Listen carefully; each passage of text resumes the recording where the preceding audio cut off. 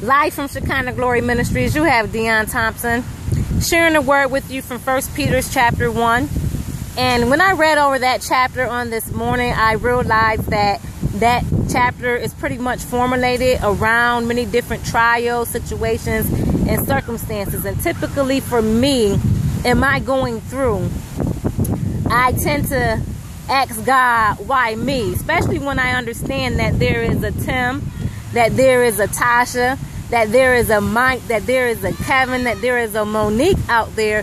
Why must I be the one to endure such hardships? And again, reading over 1 Peter chapter 1, I understood that the sufferings of Christ that I experienced through trials and tribulations, that the services that I typically render, that they're not for me, but that they're for you.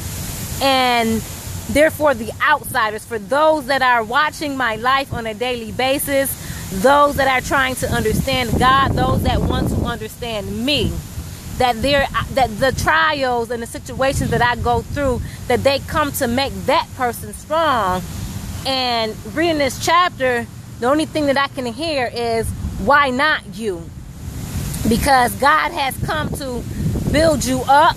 God has equipped you. He has empowered you with enough knowledge, wisdom, and understanding to prophesy to dry bones, to prophesy to a generation, to uplift a world, to encourage your neighbors and friends.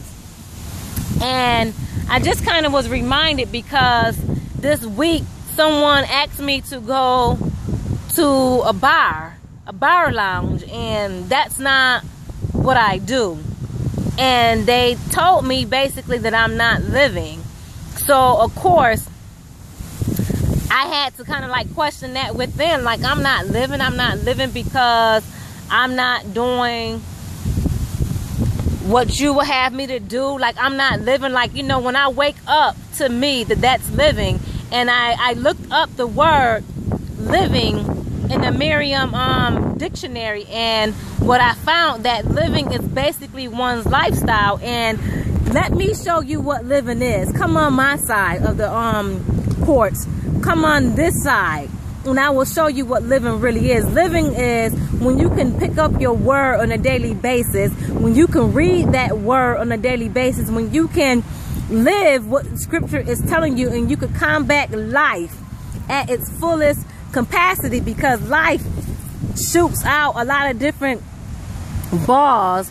You know, it throws out many different circumstances our way, and if you're not equipped to combat them, then I question whether or not you're really living in. Also in 1 Peter, it talks about how life is basically like a flower, because a flower typically it blooms, but then it falls away, it drops off, it withers away.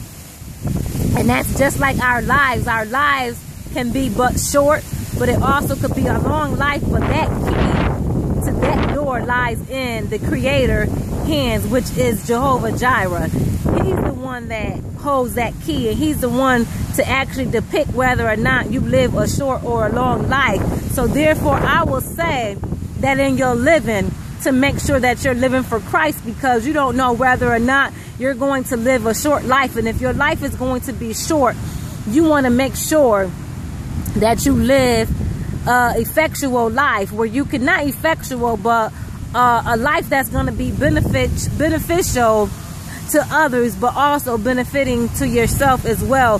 Do not live a life in arrogance, because it will surely catch up with you. So again, I want to encourage you, instead of spending your time clubbing, unless you're winning souls, instead of spending time being caught drunk, I want to challenge you to be alert, to be sober-minded, to be watchful, to be prayerful, to be steadfast and immovable in the things of God.